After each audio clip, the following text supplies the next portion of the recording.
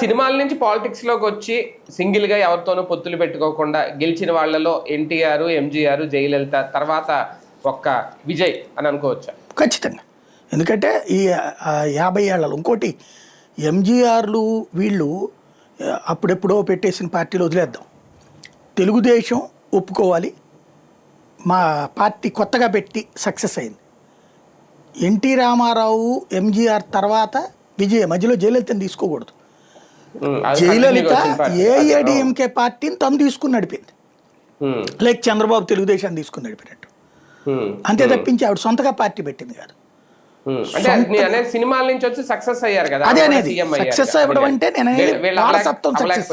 జయలలిత అంత ముందు ఉన్నటువంటి ఆయన తర్వాత ఈవిడ తీసుకోవడం అంటే not own success, own success అంతే. పార్టీ నడిపి కంటిన్యూ చేసింది. అదే విజయ్ కొత్తగా పార్టీ పెట్టి గెలిచాడు. ఇక్కడ విజయ్ని కంపేర్ చేయాల్సింది ఏంటంటే సినిమా వాళ్ళ వరకు అతను మామూలుగా అయితే దక్షిణాదిలో మార్పును కోరుకుంటున్నారనడానికి సాక్ష్యం కేసీఆర్, జగన్, విజయ్. ముగ్గురు కూడా పార్టీ సొంతగా పెట్టుకుని వచ్చిన వాళ్ళే.